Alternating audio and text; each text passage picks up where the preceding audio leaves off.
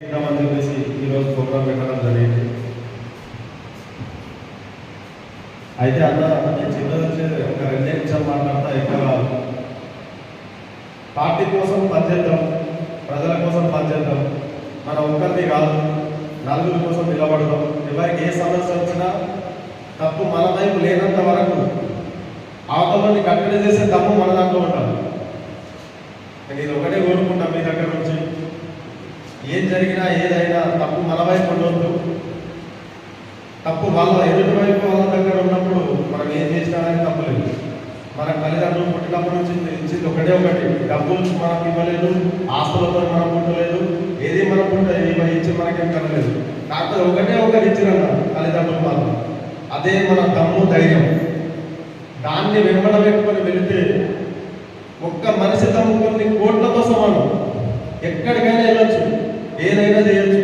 Police స్టేషన్లకు వెళ్తానా, కోర్టులకు వెళ్తానా, ఎక్కడికైనా వెళ్ళొచ్చు. ఏదైనా చేసినా కానీ మనిషి దగ్గర దమ్ము, భయపడనంత మన కళ్ళల్లో డేర్నే చూస్తే, ఎక్కడ కూడా భయపడినటువంటి కళ్ళను చూస్తే మాత్రం ఎన్ని కోట్లు ఇచ్చినా వీటిని మనం కొనలేము. ఈ ఎస్బీఐ పార్టీని మనం కొనే దమ్ము ధైర్యం మన దగ్గర లేదు అనేటటువంటి తత్వం మన దగ్గర, మన కళ్ళల్లో, మన దమ్ము ధైర్యంలో కనిపించాలి. నేను మొదటిసారి హైదరాబాద్కి వెళ్ళినప్పుడు రాష్ట్ర ప్రధాన కార్యదర్శితో చర్చలు జరిపినప్పుడు కూడా ఇది నరికేయడానికి వస్తున్నాడన్నా కానీ మేము భయపడే మనుషులం కాదు. తల తెగిపడ్డా కానీ ఖచ్చితంగా పార్టీ కోసమే పనిచేస్తాం.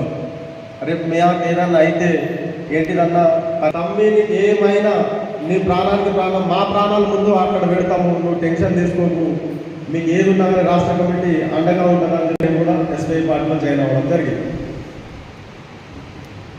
చేస్తే అంత డబ్బు మనకి ఇవ్వాల్సింది.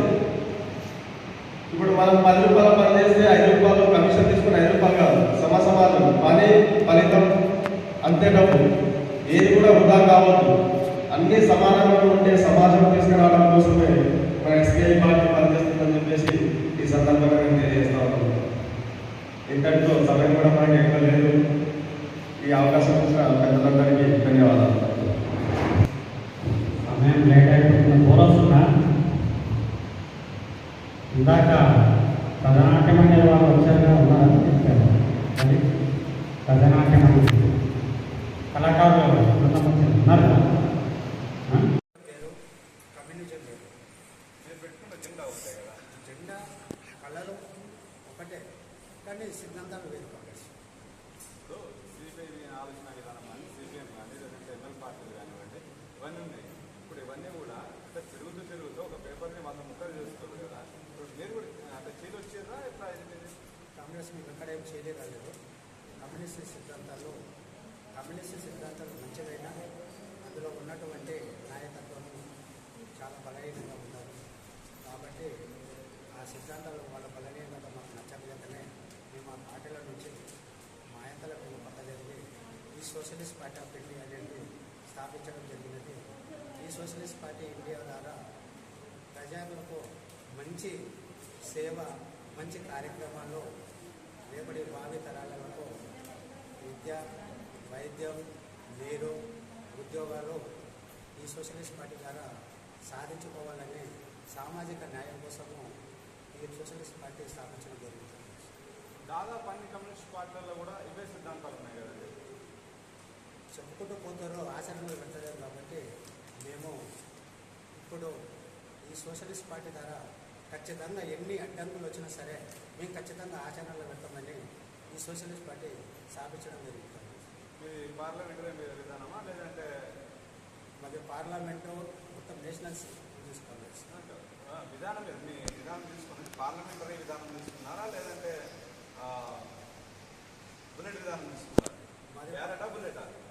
బుల్లెట్ పార్లమెంట్ మొత్తం కాంగ్రెస్ మొత్తంలో వచ్చేసి మేము ప్రజాసేవ చేసే భారతదేశం మొత్తంలో ప్రజాసేవ అందించడమనే ఏకైక లక్ష్యంతోనే ఈ పార్టీ స్థాపించడం జరుగుతుంది.